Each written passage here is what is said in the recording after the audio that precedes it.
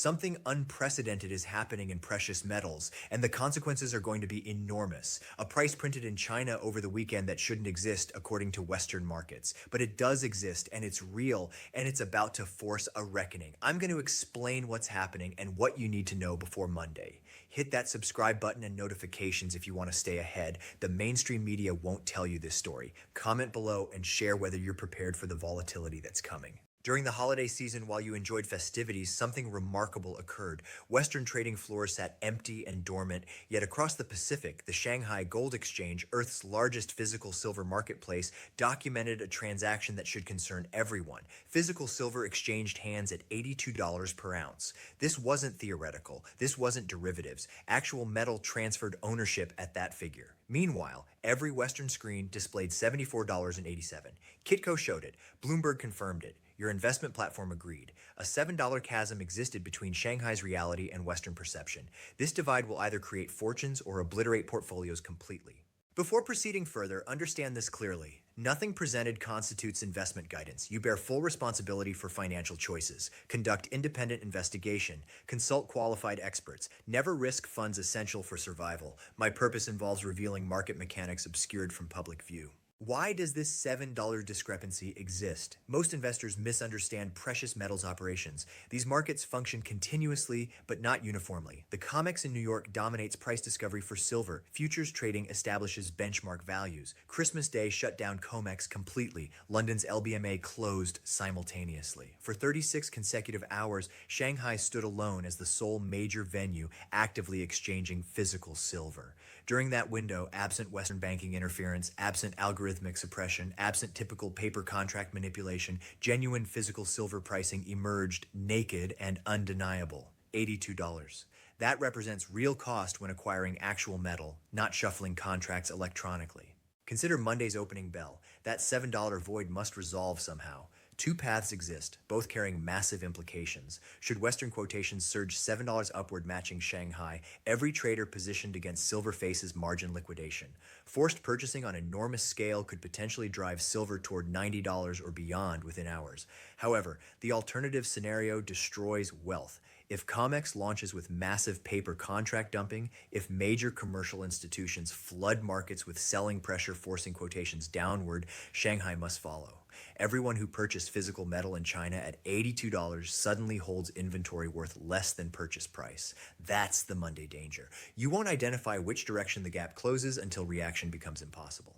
This $82 Shanghai print wasn't random occurrence. Pressure built for months, approaching critical breaking point. Silver gained 158% throughout 2025, the largest annual increase since 1979. We're witnessing the biggest movement in 46 years. This transcends typical bull markets. Fundamental market architecture is shifting. Physical supply collapsed entirely. Shanghai Futures Exchange warehouses currently store merely 531,000 kilograms of silver. That's the lowest stockpile witnessed across a decade. The U.S. Mint exhausted silver coin inventory. The Royal Canadian Mint cannot maintain silver bar availability. Dealers throughout North America operate under allocation for weeks, literally unable to obtain metal for customer sales regardless of demand. Industrial purchasers cannot cease buying silver. Solar panel manufacturers require it. Electric vehicle producers depend on it. AI data center construction demands it. These corporations cannot postpone purchases awaiting lower quotations because delays halt production completely. Economists label this inelastic demand. When silver traded at $30, Tesla acquired it. At $50, purchases continued. At $75, acquisition accelerated. At Shanghai's $82, buying intensified further because these companies recognize something critical. Supply won't return. Within 1 week, January 1st, 2026, brings China's most restrictive silver export regulations in modern history. Any enterprise selling silver internationally must demonstrate annual production capacity exceeding 80 tons. Most smaller refineries and merchants cannot satisfy that threshold. Complete lockout from export markets results. The outcome is straightforward and alarming. Chinese silver remains in China. Global supply just decreased 70%. China controls 70% of worldwide refined silver production. When export restrictions activate, remaining nations compete for leftover 30%. That fraction already serves existing contracts, industrial commitments, and governmental reserves. Nothing remains for retail purchasers. Nothing exists for individuals who awaken January 2nd deciding to acquire silver. When observing Shanghai's $82 quotation, you're not seeing a bubble. You're witnessing early price discovery in a market recognizing supply disappearance. Western markets haven't incorporated this reality because Western markets were dark. Shanghai operated fully aware, revealing silver's actual cost when alternative sources vanish. Understanding Monday's potential violence requires grasping a technical concept, backwardation. Normal commodity markets price futures higher than spot. This makes logical sense. Agreeing to deliver silver 6 months forward costs more than today's price due to storage, insurance, and financing expenses. That premium for future delivery, called contango, represents normal market conditions. When markets enter backwardation, everything reverses. Spot price for immediate delivery exceeds futures pricing. That's abnormal. That signals extreme stress. People willingly pay more for silver today than for promises of silver 6 months forward. They distrust the promise. They doubt silver will actually exist in 6 months. Silver remained in backwardation throughout China for weeks. Despite $7 premium over COMEX futures, buyers continued paying. They pay $80 for silver held immediately rather than $75 for potential March delivery. That reveals everything about confidence levels. The physical market distrusts paper market delivery capabilities. Circumstances grow suspicious. Thanksgiving night, November 28, 2025, CME Group, operating the COMEX Futures Exchange, experienced what they termed a cooling system failure at their Illinois data center. Silver futures trading halted exceeding 11 hours. 11 hours during a massive rally. They attributed it to air conditioning malfunction. That identical morning, the Federal Reserve executed an emergency repo operation, injecting $24.4 billion liquidity into the banking system, $24 billion on the Friday following Thanksgiving, one of the year's quietest trading sessions. Why? Banks needed immediate cash covering margin calls. Market speculation suggests a large Asian buyer, probably Chinese, ordered massive physical delivery from COMEX and the exchange couldn't fulfill delivery. So they shut down markets, arranged emergency calls, secured emergency liquidity, and reopened 11 hours later, blaming cooling systems. Whether accurate or not, the fact this scenario seems plausible reveals system fragility. Futures markets assume most contracts settle through cash, not metal delivery. If excessive physical delivery demands emerge, the entire system fractures.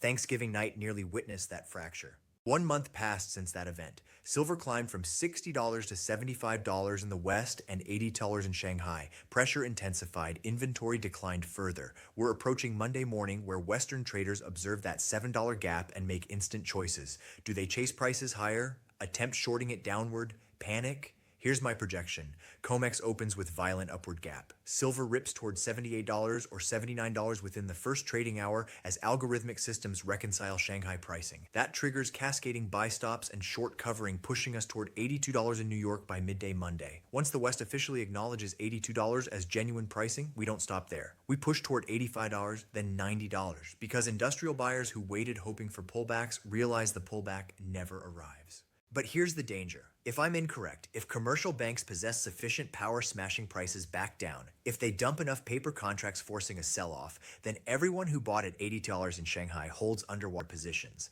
Everyone purchasing the gap up Monday morning gets stopped out and loses money. That's the hazard. You're betting the physical market wins. You're betting the paper market finally lost control. If wrong, you get crushed. What should you do? If you already own physical silver, do nothing. Hold. This isn't selling time. If silver reaches $90 or $100, you want ownership. If it pulls back to $70, you still want ownership because this represents a long-term structural movement. The supply deficit is genuine. Industrial demand is genuine. Chinese export restrictions are genuine. This situation doesn't simply vanish. If you don't own silver yet, if you're holding cash awaiting a dip, understand something crucial. The dip might not materialize. We might gap from $75 to $85 and never retreat. If that happens, if you miss this movement because you awaited $70 or $65, you'll chase it at $100. The optimal time for buying was 6 months prior. The second optimal time is immediately. But if you wait until Monday and attempt buying into the gap up, you're purchasing at the worst possible moment, precisely when the trap is most dangerous. Let me discuss mining companies because huge opportunity exists here. If you cannot obtain physical silver, if dealers are sold out or charging insane premiums, the next best option involves owning production companies. At $75 silver, profit margins for silver miners are absolutely massive. A typical primary silver miner has all-in sustaining costs around $20 per ounce. That includes mining, refining, overhead, everything. At $30 silver, they were barely profitable. At $50 silver, they were doing okay. At 75 silver, they're printing money. At $82 silver, they're making 60 to profit per ounce. Consider what that does to their stock valuation. A miner producing 10 million ounces annually just went from making $80 million profit at $30 silver to making $600 million profit at $82 silver. That's a 7 times increase in earnings. But have their stock prices increased 7 times? No. Most have doubled or tripled, but they haven't repriced to the new reality yet. The market remains skeptical, still waiting to see if this price is real. But once Monday morning's gap confirms that $82 is the floor, once the West admits Shanghai is correct, those mining stocks are going to explode. The beautiful thing about miners is they're liquid. You can buy them, you can sell them. You're not dealing with premiums or shipping delays or storage fees. You just click a button and own a piece of a silver mine generating $60 per ounce in free cash flow. But you have to be selective. Not all miners are equal. You need ones that are unhedged, meaning they haven't locked in future sales at lower prices. You need ones in safe jurisdictions because if silver hits $100, governments will start talking about windfall taxes or nationalization. And you need ones with low debt because high leverage works both ways. If silver pulls back, leveraged miners get destroyed. Now let's discuss what happens if I'm correct. If silver gaps up Monday and holds above $80, what comes next? I think we're looking at a 3-stage movement. Stage 1 is gap fill and confirmation. That's Monday through Wednesday. We gap from $75 to $80, maybe $80. We consolidate and hold. The shorts cover, algorithms recalibrate. By Wednesday, $80 is the new floor. Stage 2 is industrial panic. That's the remainder of December into January. Chinese export restrictions go live. Supply tightness becomes undeniable. Industrial buyers who thought they could wait start placing orders at any price. We grind from $80 to $90, then $90 to $95. This stage is slower, not a panic spike, just relentless buying with no sellers. Stage 3 is public mania. That's when silver breaks $100 and makes the front page of every financial news site. That's when your uncle, who hasn't thought about silver since 2011, calls asking if he should buy. That's when ETFs see massive inflows. That's when momentum traders pile in, and that's when we go from $100 to $120, maybe $150 in weeks. But here's the thing about stage 3. By the time it happens, you're not buying anymore. You're selling, or more accurately, you're swapping. You're taking your silver and trading it for something productive, real estate, a business, or gold at a favorable ratio. You're not selling it for dollars, because by the time silver's at $150, the dollar is in free fall. That's why silver is at $150. You don't trade the hardest asset for the softest currency. You trade it for another hard asset. The gold to silver ratio right now is about 60 to 1. That means it takes 60 ounces of silver to buy 1 ounce of gold. Historically, that ratio has gone as low as 15 to 1 during silver manias. If we get back to 30 to 1, which I think is very possible, you can swap your silver stack for twice as much gold as you can today. That's the trade. You ride silver up, swap into gold at the peak, preserve your wealth without ever touching fiat currency. Now, let's talk about the elephant in the room. What will the government do? Because make no mistake, if silver goes to $100, if it disrupts industrial supply chains, if it creates a financial crisis for banks that are short, the government will intervene. They have to. They can't let a commodity market blow up the derivatives complex. So what tools do they have? First, they can raise margin requirements on futures contracts. They've done this before. In 1980, when the Hunt brothers tried to corner the silver market, COMEX raised margins to 100%. You had to put up the full value of the contract just to hold the position. That killed the rally and forced liquidation. They'll do it again if necessary. Second, they can implement position limits. They can say no single entity can hold more than a certain number of contracts. This prevents hoarding and short squeezes. It gives commercials breathing room. It's a blunt tool, but it works. Third, they can declare force majeure. This is the nuclear option. The exchange or clearinghouse declares that due to extraordinary circumstances, they cannot fulfill their obligations. Contracts get settled in cash at a price they determine, not the market price. If you're long silver at $100 and they declare force majeure and settle you out at $80, you just lost 20% and there's nothing you can do. This is why physical silver in your possession is so critical. They can manipulate the paper price. They can change futures exchange rules. They can halt trading. They can force cash settlement, but they cannot take metal out of your safe. If you hold it, you own it. When the dust settles, when contracts are unwound and lawsuits are filed and new rules are written, the person holding physical metal wins. Now, I want to address something I keep seeing everywhere.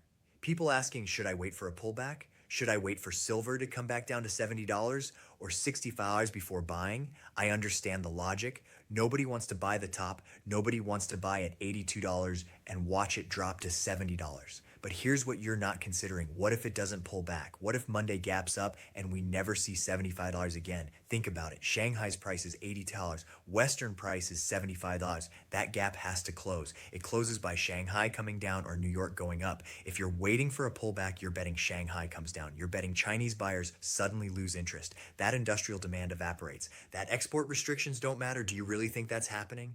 Or is it more likely New York catches up to Shanghai? That Western traders wake up Monday and realize they've been wrong, that the paper price has been suppressed, that the real price is $82 and going higher. If that's what happens, and I think it is, then waiting for a pullback is the same as waiting to miss the move entirely. Let me tell you what happened in 2020. Silver was trading at $12 in March of 2020. Refineries shut down because of COVID. Physical premiums exploded. You couldn't buy a Silver Eagle for less than $25 even though spot price said $15. People waited for premiums to come down. They waited for the market to normalize. By the time it did, spot was at $30. The pullback never came. People who waited paid double.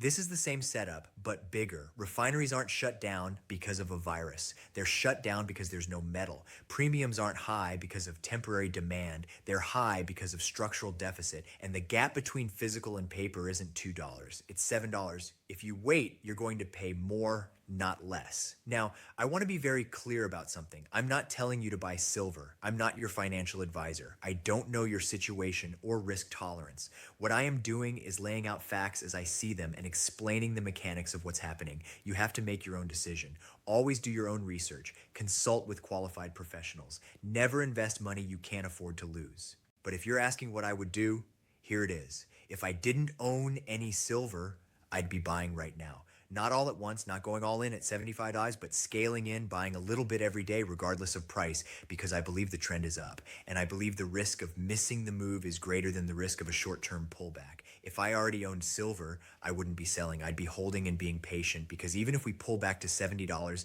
even if Monday is a disaster and the gap closes down instead of up, the long-term trajectory is clear. The supply deficit is real. Industrial demand is real. Chinese restrictions are real. This is a multi-year bull market, and we're still in early stages.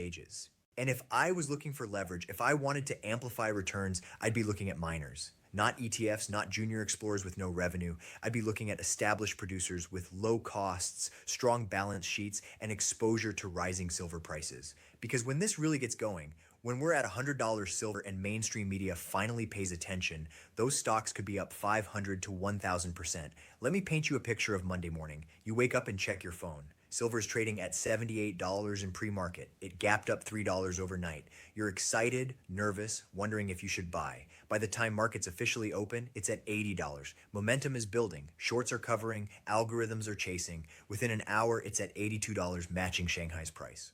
Now the question is, does it stop there or keep going? If it stops, if $80 is the top and we spend days consolidating, then okay, you have time. You can wait and watch. But if it doesn't stop, if it blows through $82 and hits $85 by lunch, then you're chasing. And chasing is how you lose money. The trap is not knowing which scenario plays out until it's too late. That's why it's called the Monday morning trap. The decision you make in the first hour of trading could define your next 12 months. Do you buy into strength and risk a pullback? Do you wait and risk missing the move? There's no perfect answer, only the choice you make and consequences that follow. What I can tell you is this. People who win in markets like this aren't the ones who time the bottom perfectly. They're the ones who recognize the trend early and have courage to act on it. Silver at $75 is expensive compared to 6 months ago, but it's cheap compared to where it's going 6 months from now. The question is whether you believe that, and if you believe it, whether you're willing to act on it. We're living through the greatest wealth transfer in modern history. The currency system is failing, paper markets are breaking,